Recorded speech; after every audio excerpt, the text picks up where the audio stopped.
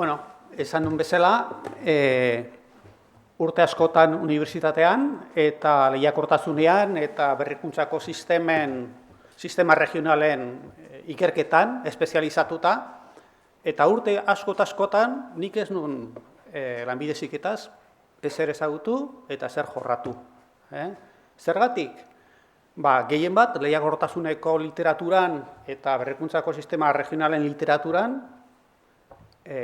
lanbide heziketarik ez zala agertzen. Eta langileen gaitasunak, langile arrunten gaitasunak ez ziren agertzen. Aldiz, azken jubilatu baino 6 urte lehenago, lanbide heziketa deskubritu nun, geroxeago kontatuko dugun arrazoiengatik, eta hor murgildu nintzen, buru belarri horren ikerketan. Eta hori da kontatzera noana. Zer dela eta sartu nintzen nire bizitza profesionalaren azken urtetan lanbide heziketan, zer aurkitu nun, euskal lanbide heziketa berezi eta arrakastatsu bat, eta esplikatuko dugu orduan hori. Nire ustez, zerk eraman zuen arrakasta hortara, zaituko aipatzen, emandako urratzak. Era berean, ni unibertsitetik nentorren eta ikusten nu, unibertsitetik hainbat gauza ikas dezakegu lanbide heziketatik, baina baita ere lanbide heziketatik hainbat gauza ikas zitezken unibertsitetik. Hori ere jorratzen alinduko gara, eta azken puntua izango da, etorkizuneko erronkak eta erronka horiei eman behar zaien erantzuna. Lehenengo puntua beraz, ni ez nintzen hor sartu, manejatzen un literaturan, lanbide heziketarik agertzen ezalako. Eta zergatik ezan agertzen? Literaturan eta politiketan, politika glamurosotan, hemengo pezetin, hemengo rizirun eta normalean, ikerketa eta garapena lehenesten da, unibertsitatea lehenesten da, eta bestelakorik, hau da, igeigen oinarrituta ez dagoen berrikuntza ez da agertzen. Eta giza kapitala agertzen baldin bada, agertzen dira ikertzaileak, doktoreak, ingenieriak, baina langile arrunten kompetentziak ez dira agertzen. Hori bai, nik 3 salbuespen nagusia aurkitu nun literaturan, jorratzen nun literaturan. Bata Alfred Marshall. Alfred Marshall izan da ekonomilari klasikoen handienetako bat. Eta justo Alfred Marshall hori jende asko jotzen du kluster literaturaren pioneroa, aitzindaria. Era berean, maila regional edo lurralde lehiakortasunen azterketen pioneroa.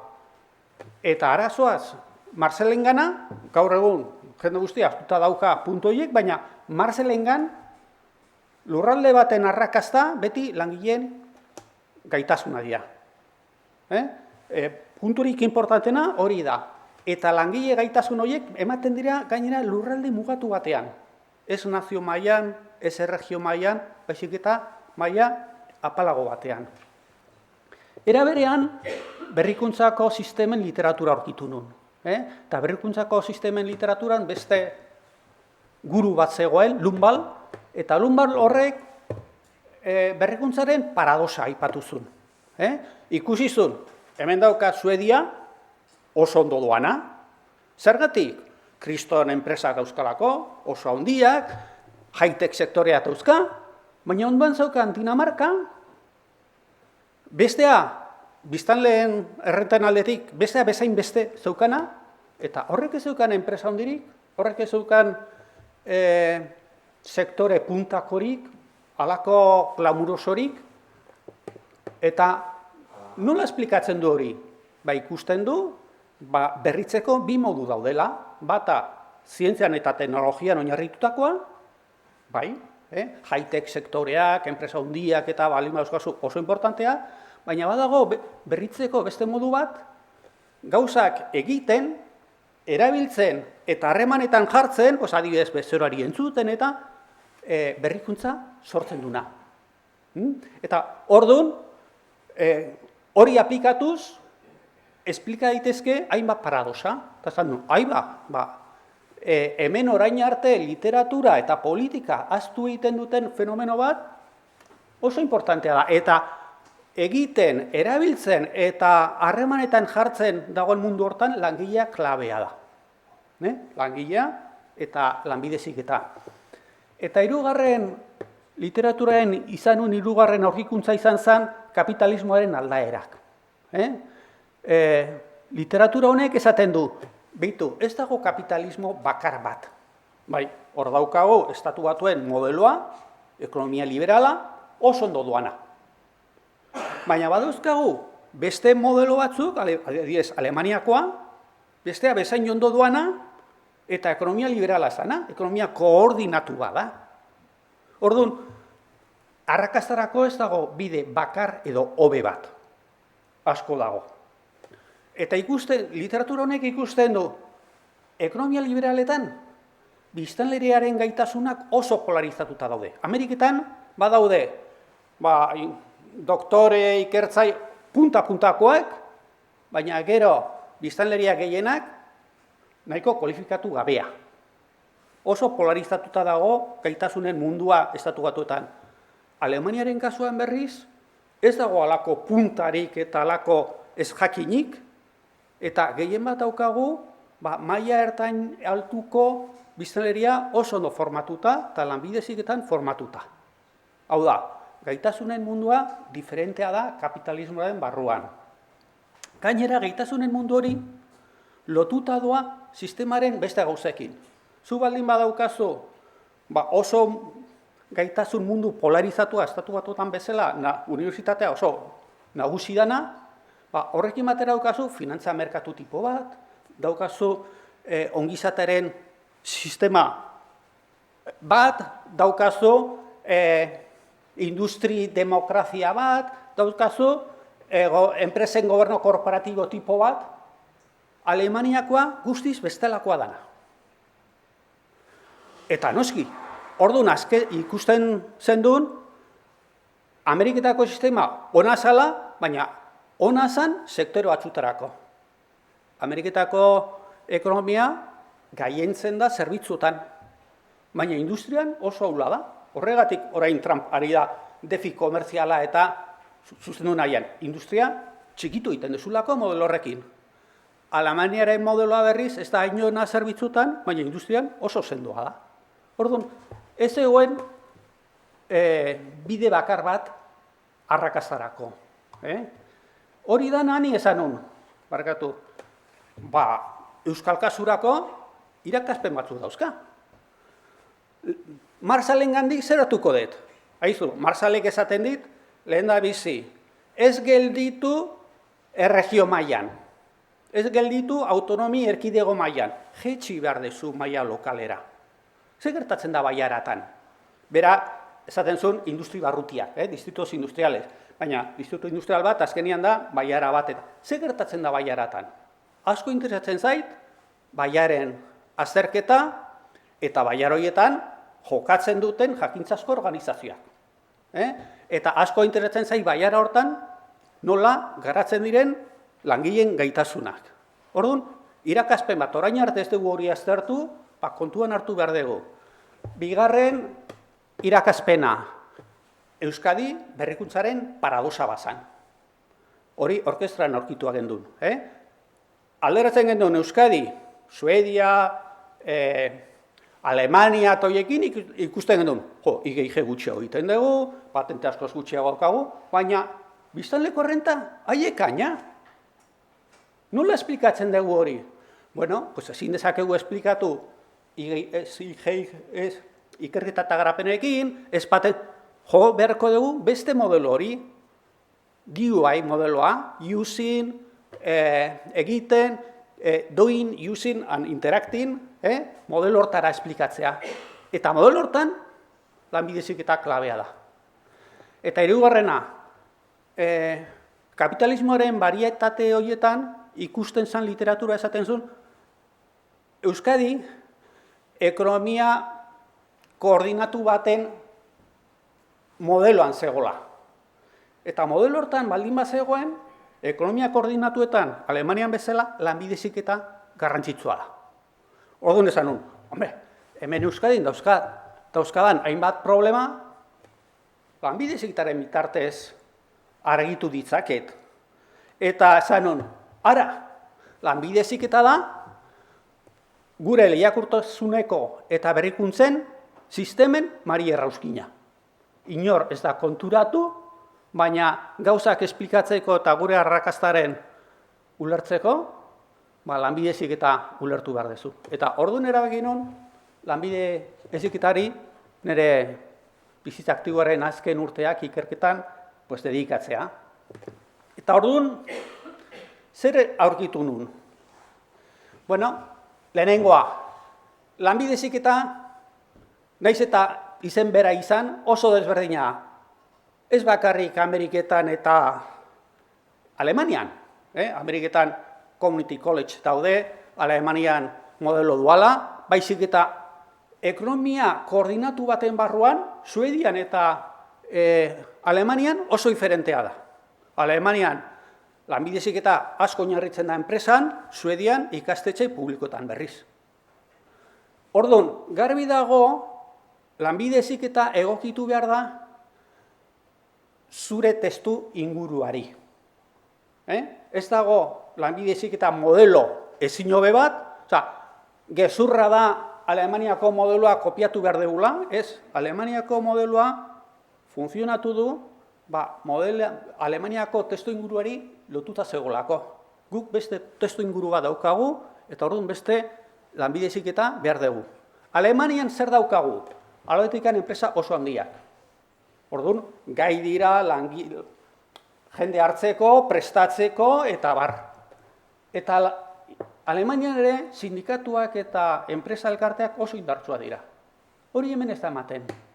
Gu dauzkagu enpresa txikiak, jendea formatzeko hain gai ez direnak, hemen sindikatu eta enpresa elkarteak ez dira hain indartsuak, batzuk esango dute oso radikala bai, baina igual hain indartsuak ez, eta orduan hemen beste modelo bat behar dugu.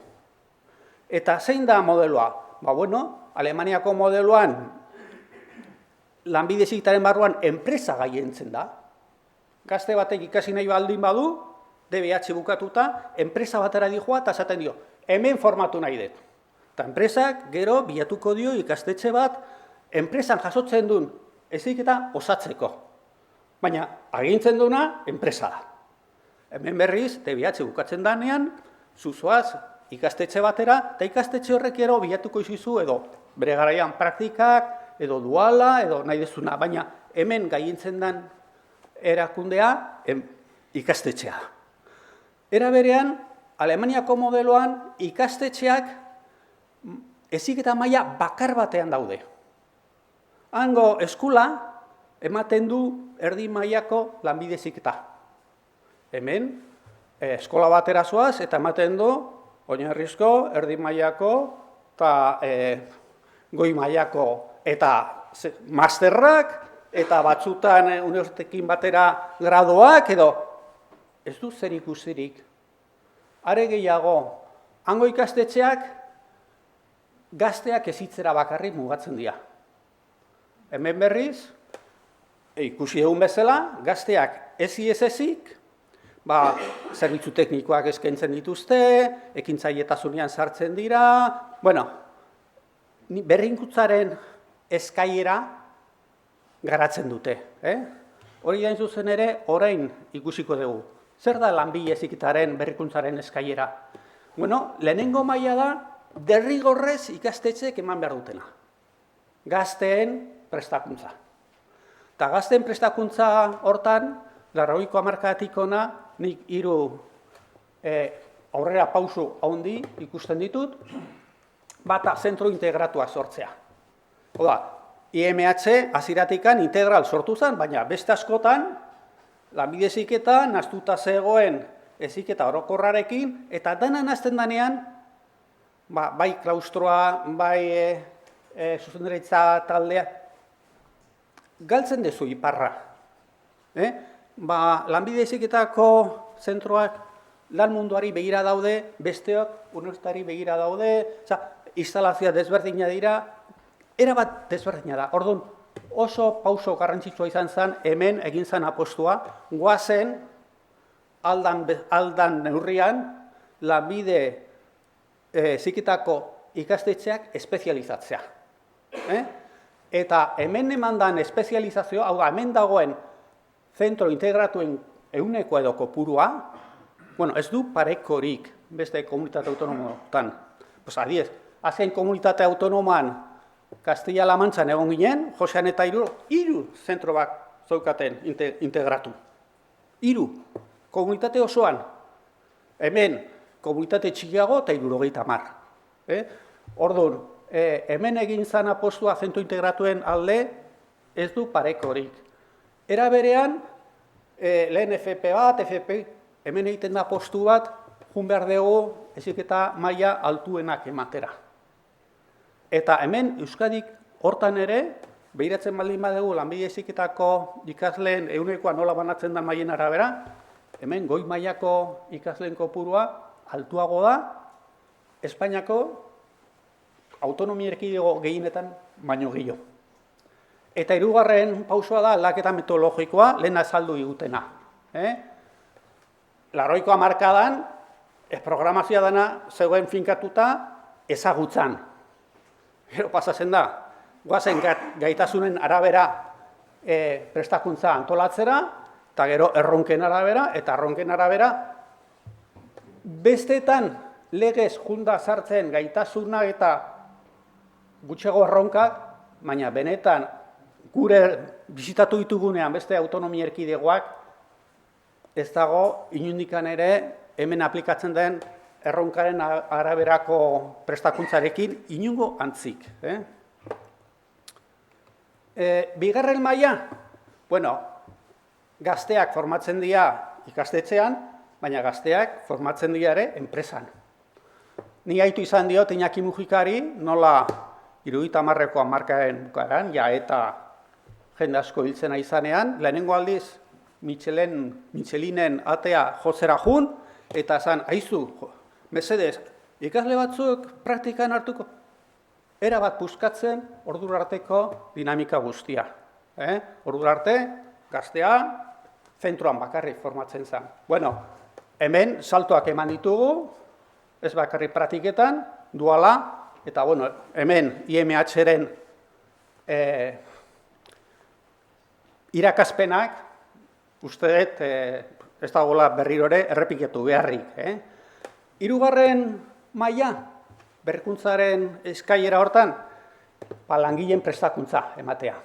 Nik unibertsitatean klaseak ematen nuen graduan, eta klaseak ematen nuen masterretan, ejekutibotan. Ez dute zer ikusirik. Ejekutiboetara etortzen den ikasleari, ez esan balio ez duten gauzak, praktikoak ez direnak, ez erabili metodologia pasiboak, eta alaber, klasean, haiek dituzten galderaekin eta enpresetan jasotako adibidekin, nik izugarria berazten nintzen. Hori dana gero eramaten nun gradora. Orduan, langileen prestakuntzan sartzen diren zentroetan, izugarrizko salto ematen dute. Eta hemen ere, hortan, Euskadi pionero izan zen Euskadi mailan, Estatu mailan. Zerbitzu teknikoak eta berrikuntzakoak ematea. Denbora gutxi daukagu, ez dut berri ere errepikatuko, baina horrek ere suposatzen du urtea behar dira gaitasun horiek garatzeko, baina horrek suposatzen du aurrera pauso bat, eta aurrera pauso hori are konsolidatuago izan da, teknika prozesuarekin edo programarekin. Ekintzailetza, ez da bakarrik kursoak ematea eta kultura ekintzailea bultzatzea. Ikastetxeek dauzkate instalazioak, ikastetxeek dauzkaten enpresekiko harremanak, merkatu ezagutza, askotan ikusten dute, enpresa honek produktu hau erosten du, agian nire ikasleek egin zaketen produktu hori eta enpresa bat sortu hor. Hau da, ekintzailetza izugarri bultzatu daiteke, tokiko garapeneko estrategietan lanbide heziketako zentroak parte hartzea. Behitu, baiara guztiak, edo Marshallek esango lukeen, industri barruti guztiak estrategia bat eduki behar dute. Smart estrategia bat garatzeko. Normalean estrategia horietan 3-4 konponente behar dira. Enpresak, administrazioak eta jakintzazko erakundeak. Eta gero nahi baliozu gizarte zibila. Batzuk aipatzute elize 3koitza, beste batzuk elize 4koitza. Bueno, zein da baiera guztietan dagoen jakintzazko organizazioa.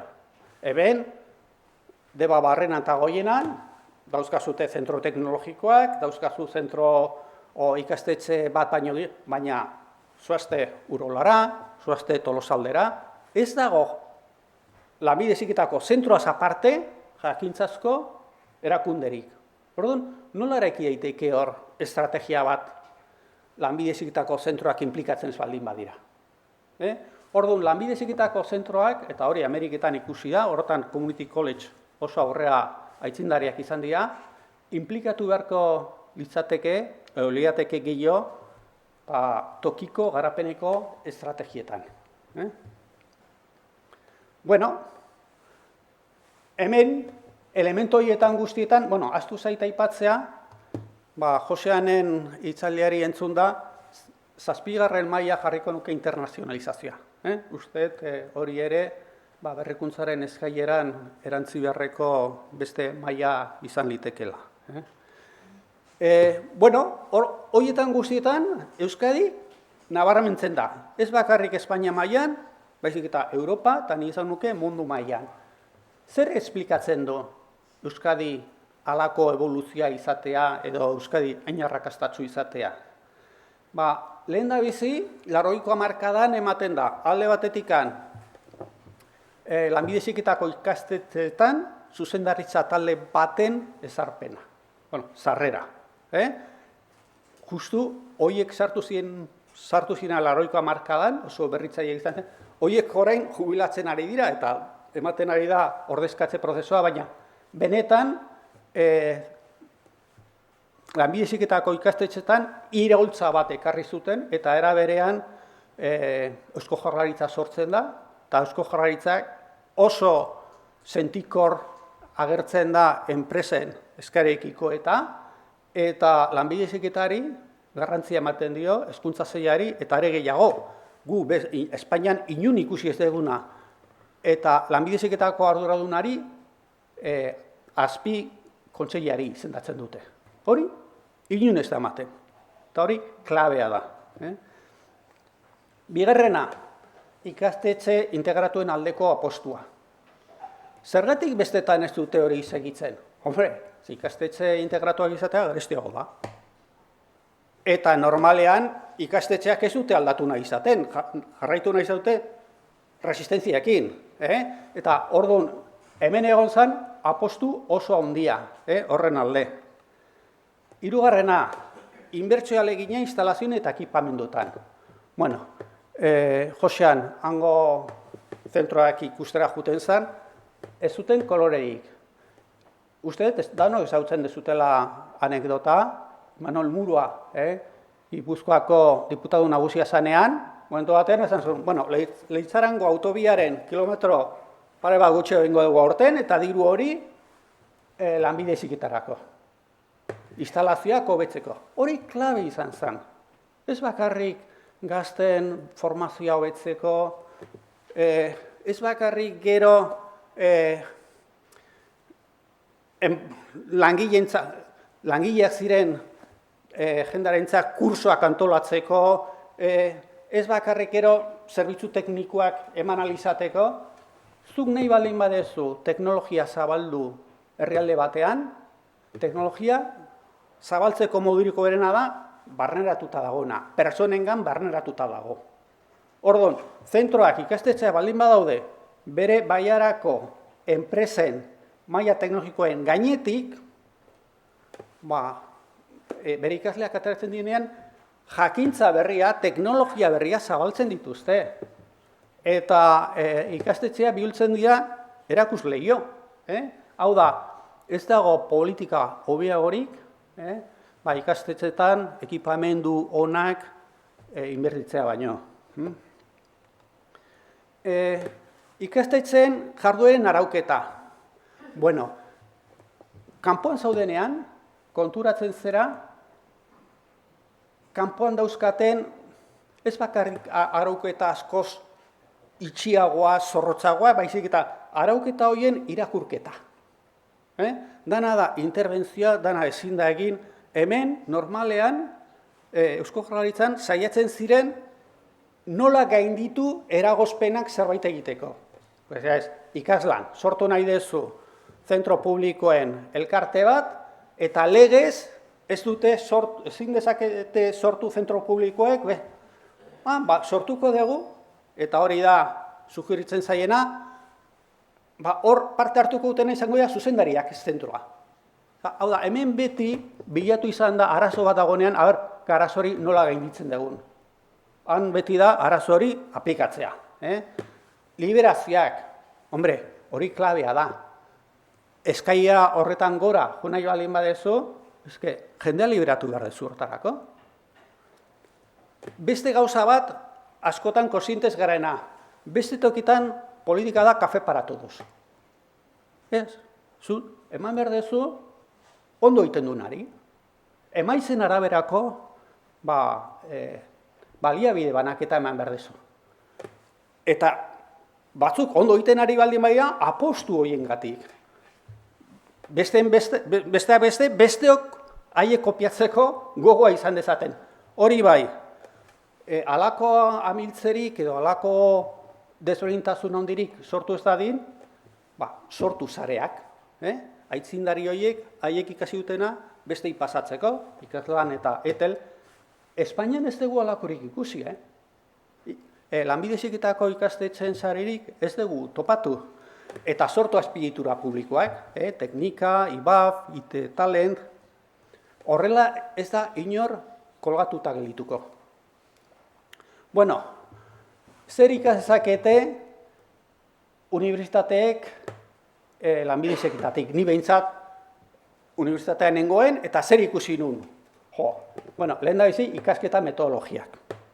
Hemen eta erronken araberako.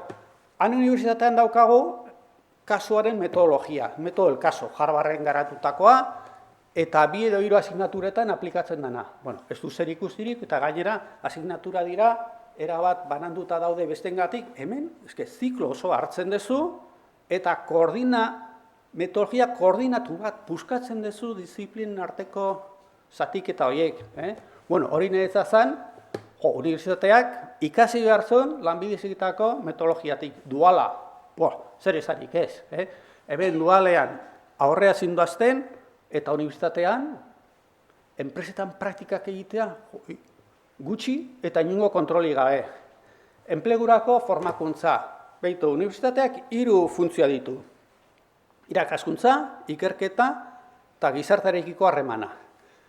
Irakaskuntzan, garbi dago, gazten irakaskuntza, gero eta mugatuago izango dela, gero eta gazte gutxiago dagolako, eta jakintzaren munduan gauden ezkero, lifelong learning hori klabea da.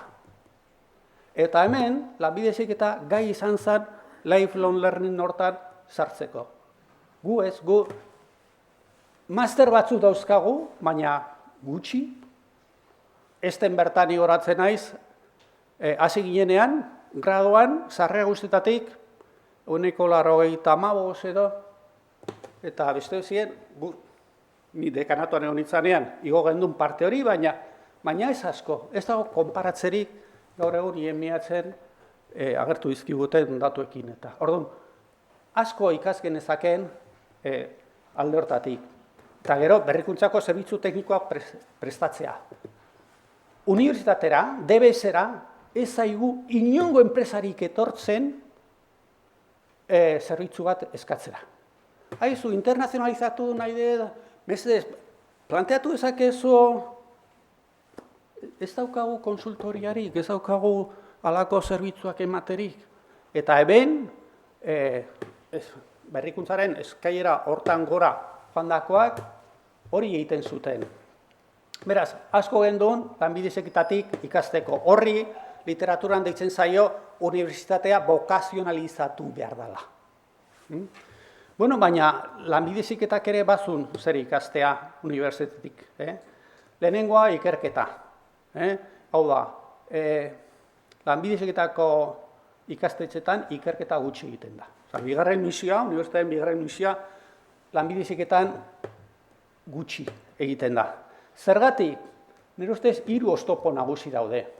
Lehenengo, askotan zentrotan, daukazu oinarrizko lanbide heziketa, kultura oso diferentea da. Igual, goi mailako zikloetan behar dezu jakintza gehiago, baina, eta orduan, dana nazten baldin badezu, bigarrena, lanbide heziketako zentroak ze normatiba dute? Estatuaren bigarren mailako hezkuntza institutuen araudia.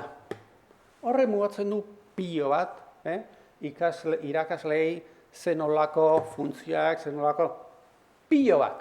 Hori da losa bat. Eta hirugarrena, nire ustez, Eusko Jaurlaritzan egondako azken birmoldaketa negatiboa da, alde hortatik.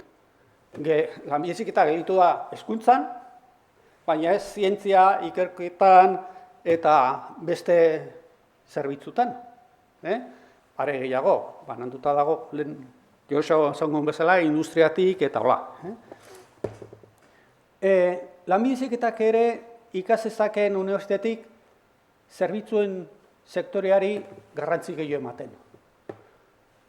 Lanbide heziketa sortu zen gehien bat industriarako. Eta hortan izan da indartsu. Baina, zu bilatzen baldin badezu enplegua zerbitzu sektoretan gehiago ikusten dituzu, unibertsitatetik ateratako zikloa dira, edo graduatuak dira. Nire ustez hori konpentsatu behar dute lanbide heziketako zentroek. Eta berez, aleginak hasi dira, Bilbon adibidez, Bilbon saiakera bat egiten ari dira, zerbitzu aurreratuentzako lanbide heziketako zikloak eta bar bultzatzen. Eta Bilboko udaletxeak, Eusko Jaurlaritzak, orkestrak eta hortan programa batzuk eta ekintza batzuk burutzen ari dira. Baina gehiago sartu behar du lanbide heziketak zerbitzuen munduan, ze enplegua etorkizunean, neurri handi batean, hortik jungo dalako. Alumni direlakoen antolaketa mobilizazioa hori ahaztu. Gaur ikusitako hainbat adibide, ez nuke, nik ezagutzen nun, alumni nola manejatzen den DBS-en eta ez da duen, nire semeak egin zuen lanbide heziketa eta alumniek eta ez diote inungo aportaziorik egin. Hemen, dirudienez, gehiago egiten dezute, gehiago baliatzen dezute hori. Baina, hori utzi, badago azken puntu bat niretzat importantea da. Zu biratzen dezunean lanbide heziketako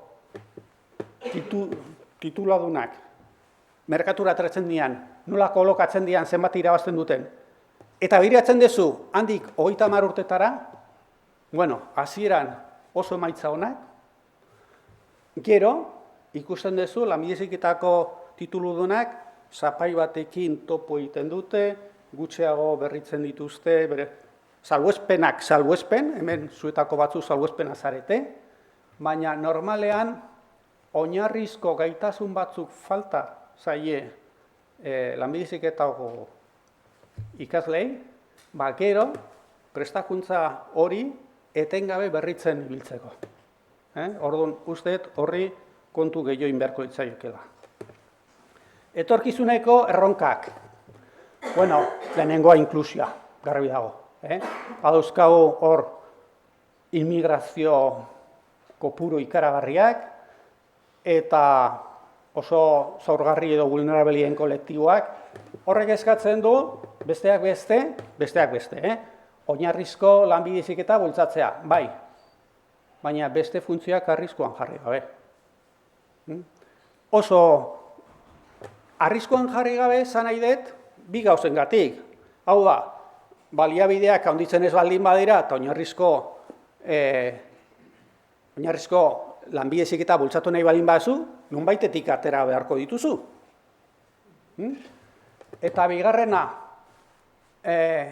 IMH-en bertan oso zaila izango da oinarrizko lanbide heziketa ikasten ari dana, eta, bueno, goiko zikloak edo masterrak edo ingenieria hori batera, instalazio berdinetan, toki berdinetan, hau da. Inklusia, bai, baina irtenbide bat bilatu behar da. Gero aipatuko dugu, izan liteken irtenbide bat. Bigarrena, emakumean gehiago integratu behar dira, eta zerbitzu aurreratuetan sartu. Lehen esan duan bezala, lanbide heziketako ikastetxen ikerketa gaitasuna handitu behar da, gero ikusiko dugu nola. Berrikuntzaren eskaileran gora joaten segitu behar da, oraindik aurrera pausotan gaude, eta are gehiago desberdintasun oso handia daude. Desberdintasun handia daude ikastetxen artean, lurralde historikoen artean, Gipuzkoak ez du zerikusirik Bizkaia eta Arabarekin, desberdintasun handia daude familien arabera, normalean industriakoak aurreratuago doaz besteak baino, hori ere konpentsatu egin behar da, eta azkenik, multifuntzio aniztasun horrekin, hau da, lanbide heziketako funtzio aniztasun horrekin, nagusi askori zerbitzatu behar diote lanbide heziketako etxeek. Gazteen formazioan, hezkuntzako departamentuan. Langileentzako formazioa, enplegu formazioa. Ikerketan, zientzia departamentoa, industria departamentoa. Lurralde estrategia horietan, diputazioei. Eta euskaraz esaten den bezala, nagusi askoren astoa goseakil. Hau da, igual, hezkuntzak hartzen du lanbide heziketa bere bezero bezala, baina besteo esan dute ez lehen da bizi nire bezeroei, eta gero zerbait gelditzen baldin bada, bestei emango diet. Hori konpondu beharra dago, gobernuan. Koordinazio handiago batekin. Nola gainditu erronkak? Bueno, administrazioen laguntza mailei eutsi behar diote, ezin da aniztasunean aurrera egin, baliabide gehiago sartu gabe. Nik aitu edanez, irakasleak oso horreta daude, tekagune eta hoiekin. Eta baliabide gehiago, liberazio gehiago eta bar, martxan ez jartzen ez baldin badia, topean gaude, eta sistema erretzeko arriskuan. Bigarrena, lanbide heziketako sistemari buruzko ikerketa bultzatu behar da. Lehen, hemen rebindikatu da praktika, edo Joseanek zen duen bezala ekintza. Lanbide heziketako, bueno, bazegoen praktikan iraultzaile famatu bat, esan zuna, teoria iraultzailerik gabe, ez dago ekintza iraultzailerik. Alderantziz ere esan daiteke, praktika iraultzailerik gabe, ez dago teoria iraultzailerik. Baina teoria behar da. Eta hemen, garatu dan teoria, edo bultzatu dan ikerketa, teknikan eta horietan da, nola garatzen ditugun ikerketa proiektuak, berrikuntzako metodologia, baina ez dugu ikerketa egin gure sistemaz. Alemanian eta badaude ikasketa zentroak eta ikerkuntza zentroak, Alemaniako lanbide heziketako sistema aztertzen duna. Aztertzen dutena eta hemen ez daukagu lakorik. Hori da, nik orkestran bultzatzen saiatu nintzena, eta orain orkestra gelditu da talde txiki bat, baina ni baino lehenago, bazauden taldeak, Kolazaran eta olakoak, eta ez zuten apoio publikorik izan hortarako. Eta ulertu behar dugu, lanbide heziketako sistemari buruz ere ikertu egin behar dela, teoria behar dugu.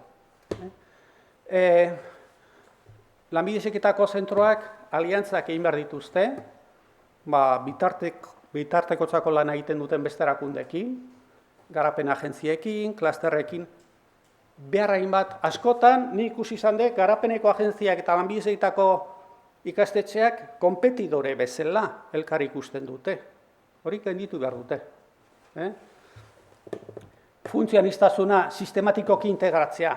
Bueno, nik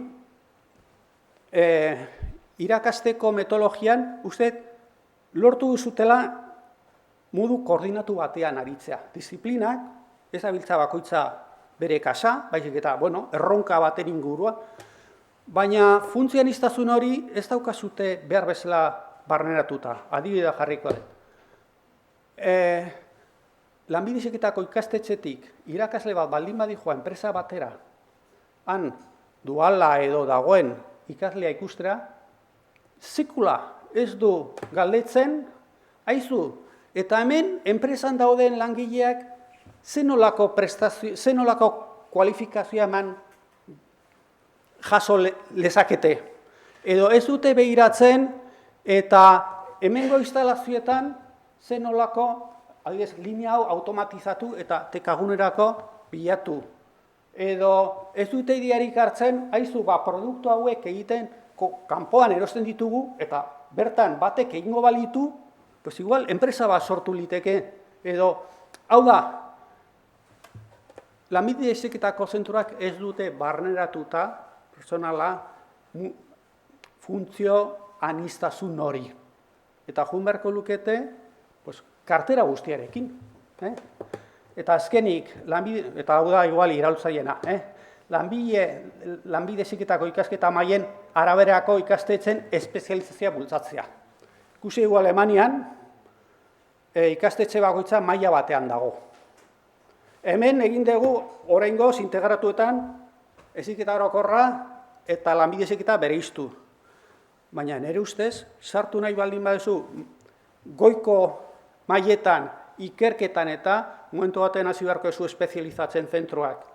Hemen daude goi mailako zentroak, masterrak, grado kombinatuak eta ematen dituztenak eta besteak. Dana batera ezin da. Bueno, eta uste dut honekin komunikatu dizutala zergatik heldu nion lanbide heziketaren ikerketari, zer aurkitu nun, nola miretsi ninduen eta nola gozatu nuen, ura aztertzen, eta gustatuko litzaidake miresmen eta gozamen hori zuek pasatzea eta zuekin partekatzea hemendik aurrera. Mila esker denoi.